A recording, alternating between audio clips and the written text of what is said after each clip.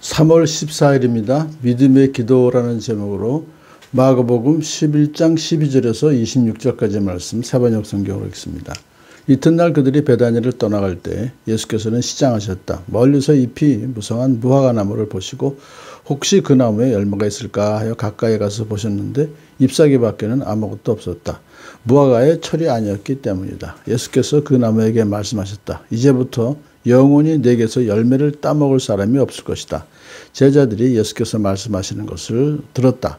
그리고 그들은 예루살렘에 들어갔다. 예수께서 성전에 들어가셔서 성전 뜰에서 팔고 사고 하는 사람들을 내쫓으시면서 돈을 바꾸어주는 사람들과 상과 비둘기를 파는 사람들의 의자를 둘러엎으시고 성전 뜰을 가로질러 물건을 나르는 것을 금하셨다. 예수께서는 가르치시면서 그들에게 말씀하셨다. 기록한 바 내 집은 만민이 기도하는 집이라고 불릴 것이다 하지 않았느냐? 그런데 너희는 그곳을 강도들의 소굴로 만들어 버렸다. 대제사장들과 율법학자들이 이 말씀을 듣고서는 어떻게 예수를 없애버릴까 하고 방도를 찾고 있었다. 그들은 예수를 두려워하고 있었던 것이다. 무리가 다 예수의 가르침에 놀라고 있었기 때문이다. 저녁 때가 되면 예수와 제자들은 을의 성 밖으로 나갔다. 이른 아침에 그들이 지나가다가 그 무화과 나무가 뿌리째 말라버린 것을 보았다. 그래서 베드로가 전날 이 일이 생각나서 예수께 말하였다. 랍비님, 저거 보십시오. 선생님이 저주하신 저 무화과 나무가 말라버렸습니다. 예수께서는 그들에게 말씀하셨다. 하나님을 믿어라.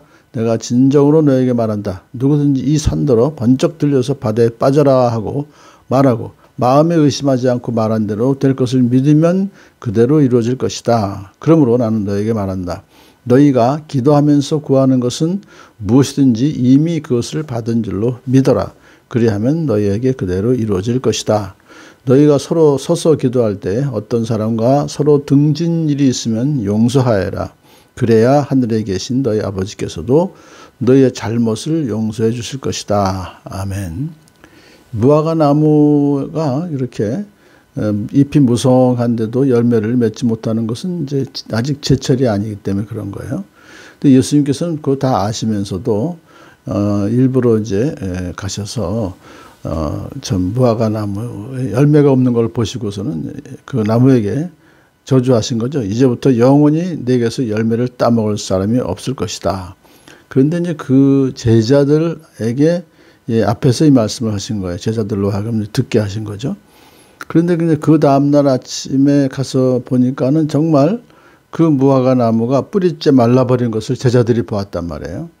이제 그래서 베드로가 아니 랍비님 저거 보십시오. 선생님이 저주하신 저 무화과 나무가 정말 말라버렸습니다.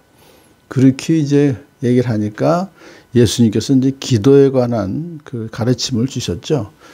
그렇기 때문에 그 기도에 관한 가르침이라는 게 굉장히 중요한 건데 그것을 지금 제자들 앞에서 쭉 지금 이 사건이 이어지는데 일단 다시 또 처음으로 돌아가서 무화과 나무를 저주하신 후에 이제 예수님께서 예루살렘에 들어가셨습니다. 성전에 들어가셔서 거기에 있는 그 팔고 사고 하는 거 다 둘러엎으시고 뭐 그냥 다 깨끗하게 청소하시는 장면이 나오죠. 그러면서 예수님께서 그때 가르치시는 것이 뭐냐 하면은 기록한 바 내 집은 만민이 기도하는 집이라고 불릴 것인데 어찌하여 너희들은 이것을 강도의 소굴로 만들어 버렸느냐 그거죠. 그러니까 오늘 주제는 뭐냐 하면 무화과 나무가 잎사귀밖에 없고 열매가 없는 그것이 상징하는 바는 바로 성전이 기도하는 집인데 만민이 그런데 강도의 소굴로 만들어 버렸다라고 하는 것을 상징하는 그런 뜻입니다. 그리고 나서 이제 예수님께서 제자들을 가르치신 것이 뭐냐면 너희들은 만민이 기도하는 집 이것이 바로 성전인데 성전에서 그렇게 안 강도의 소굴로 만들어 버리면 그 성전은 이제 하나님께서 용도 폐기하신다는 거예요. 그러니까 그것이 이제 뿌리째 말라버린 것을 여기서 말해요. 그러니까 그렇다면 이것은 그 예루살렘 성전의 2000년 전에 그 사건이 오늘날은 어떤 것을 우리가 의미하느냐. 결국은 위선적이고 형식적인 종교 습관으로 인해서 생명력을 잃어버린 성전, 잃어버린 교회, 잃어버린 가정 이것을 상징하는 것이죠. 그렇다고 하면 하나님께서 그 성전을 그러한 원래 성전의 그 용도는 기도하는 집인데 하나님께 근데 기도하지 아니하고 거기서 강도의 소굴로 만들어 버리고 딴짓하면은 하나님께서는 이제 그것을 용도 폐기하신다. 그래서 완전히 파멸을 시키실 것이다. 뿌리째 말라버린다는 게 그런 뜻을 여기서 이제 가르쳐 주시는 거죠. 그러면서 그러면 진정한 만민이 기도하는 집이라고 하는 그것에서 우리가 해야 될 일이 뭐냐 기도하는 거다 이거예요. 그러면서 하나님을 믿어라. 내가 진정으로 너에게 말한다. 누구든지 이 산더러 번쩍 들려서 바다에 빠져라 하고 말하고 마음에 의심하지 않고 말한 대로 될 것을 믿으면 그대로 이루어질 것이다 그랬잖아요. 믿음을 강조하셨어요. 그러면서 그러므로 나는 너에게 말한다. 제자들은 이제 가르치시는 거죠. 오늘도 너희가 기도하면서 구하는 것은 무엇이든지 이미 그것을 받은 줄로 믿어라. 그리하면 너희에게 그대로 이루어질 것이다. 기도의 가장 대원리입니다. 믿음으로 기도한 것은 이미 받은 줄로 믿어라 이거죠. 그런데 한 가지 더 가르치시죠. 너희가 서서 기도할 때에 어떤 사람과 서로 등진 일이 있으면 용서하여라. 그리하여야 하나님께서도 너희 잘못을 용서해 주실 것이다. 예수님이 가르치신 주기도 내용입니다.